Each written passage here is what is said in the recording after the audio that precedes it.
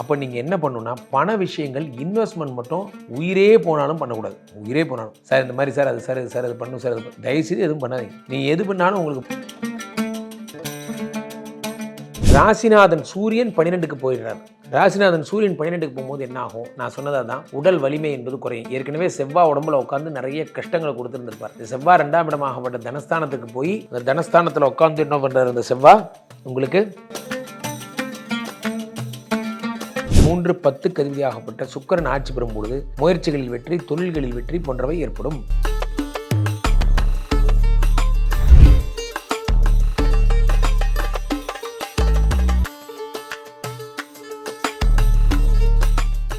உலகெங்கிலும் இருக்கும் real one ஆன்மீகம் நேயர்கள் அனைவருக்கும் வணக்கம். நான் உங்கள் ராம்ஜி. இப்பொழுது நாம் பார்க்கவிருப்பது என்னவென்றால் ஜூலை மாத பலன்கள். ஜூலை மாத பலன்கள் எல்லாரும் சித்திரை, வைகாசி, ஆணி, ஆடின்னு ஒரு பேட்டர்னில் போகிறாங்க. எனக்கு உங்களுக்கு புரிஞ்சுக்கிறதுக்கு ஈஸியாக இருக்குமேங்கிறதுனால நான் இந்த பேட்டர்னில் தான் எப்பயுமே போவேன். ஜூலை 1 கடைசி வரை, மாத இறுதி வரை நாம் எந்தெந்த கிரகங்கள் பயிற்சி ஆகிறது என்பதை பார்க்கிறோம். அதில் முக்கியமாக 3-4 கிரகங்கள் பயிற்சி ஆகிறது.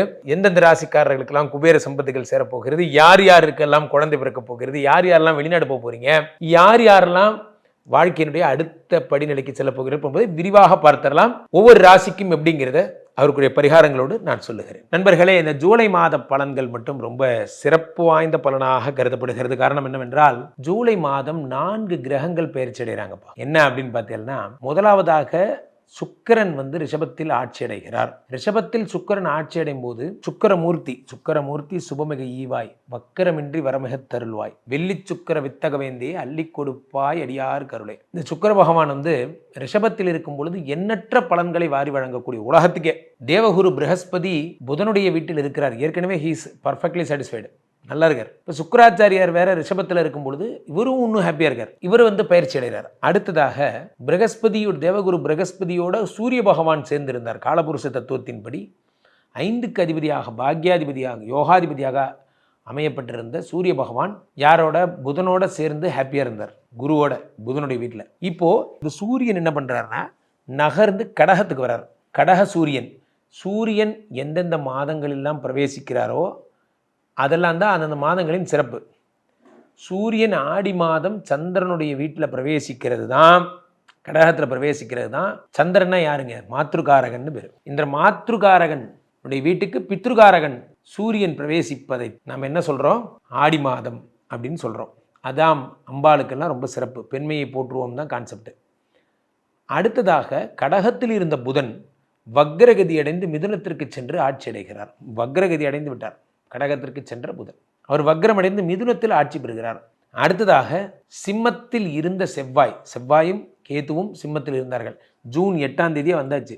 செவ்வாய் சிம்மத்திற்கு ஜூன் 8ஆம் தேதி வந்தாச்சு. 8ஆம் தேதி வந்த செவ்வாய் இந்த மாதம் 18, 19, 20 தேதிக்கு அப்புறம் 40 நாளுங்க. அதுக்கப்புறம் என்ன பண்ணுறார்? நகர்ந்து அப்படியே செவ்வாய் பகவான் கீழே வந்துடுறார்.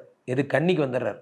ஸோ கேதுவை விட்டு பிரிஞ்சிட்டார். செவ்வாய் கேதுவோடு இருக்கும்போது தான் பிரச்சனைகளை கொடுத்தார். காலபுருஷ தத்துவத்தின் முதல் பிரதானமான வீடு செவ்வாய்.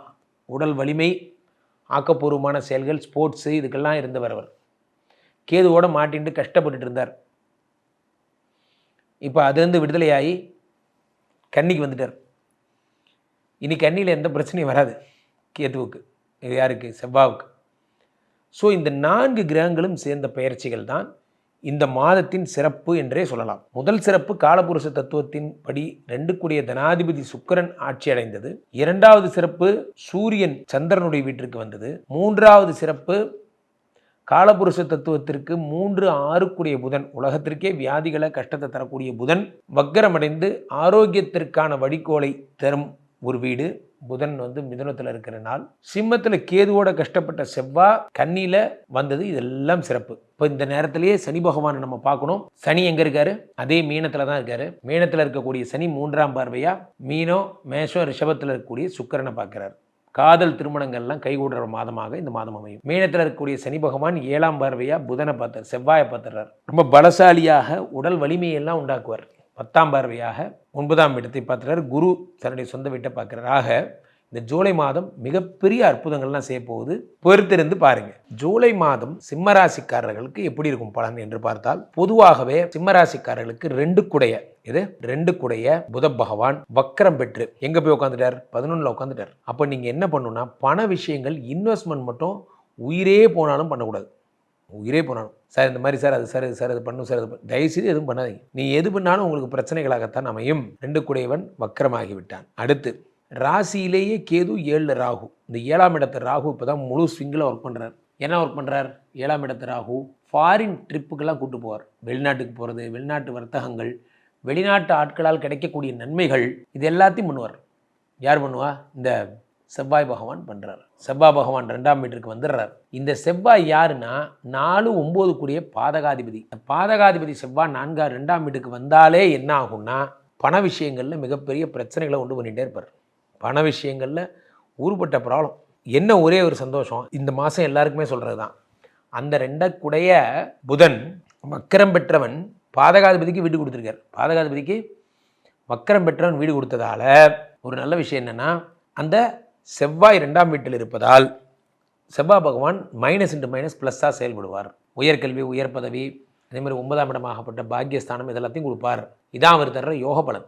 2 குடையவர் மறைகிறதால, வக்கரம் பெறுவதால். ஸோ ராசிநாதன் சூரியன் 12க்கு போயிடுறார். ராசிநாதன் சூரியன் 12க்கு போகும்போது என்ன ஆகும்? நான் சொன்னதாக தான், உடல் வலிமை என்பது குறையும். ஏற்கனவே செவ்வாய் உடம்புல உட்காந்து நிறைய கஷ்டங்களை கொடுத்துருந்துருப்பார்.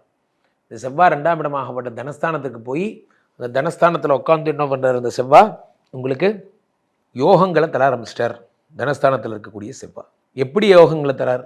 காரணம் என்னவென்றால், உங்களுக்கு அந்த ராசி 2க்கு வீடு கொடுத்த புதன் வக்கரமானதால். சரி, 3, 10 கூடிய சுக்கிரன் ஆட்சி பெற்றாரே, அவரால் கிடைக்கக்கூடிய பலன்கள் என்ன? சுக்கிரன்னா யாருன்னா, மீடியா லைஃப், படம், சினிமா பட வாய்ப்பு, இதெல்லாம் 3ஆம் இடம். 3, 10 அதிபதியாகப்பட்ட சுக்கிரன் ஆட்சி பெறும் பொழுது முயற்சிகளில் வெற்றி, தொழில்களில் வெற்றி போன்றவை ஏற்படும். அதே மாதிரி 2 கூடிய புதன் மட்டும் வக்கரமாக இருப்பதால் ஒரே ஒரு விஷயம் என்னென்னா, பேச்சு, நடத்தை, உங்களுடைய அறிவு சம்மந்தப்பட்ட விஷயங்கள், இன்வால்மெண்ட்டு, ஒரு ப்ரெசன்டேஷன் நீங்கள் பண்ணணும், ரொம்ப ஜாக்கிரதையாக பண்ணுங்கள். புதன் வக்கரங்கும் போது அந்த ப்ரெசன்டேஷனை பண்ண விட மாட்டார். அறிவுக்கு சேலஞ்சு வரும். ஸோ சிம்மராசிக்காரர்கள் பண விஷயங்கள் நல்லா வரும். ஒரே ஒரு விஷயம் என்ன அப்படின்னு பார்த்தீங்கன்னா, யாரை நம்பி பணம் தராதிங்க, தந்தால் மாட்டிப்பீங்க.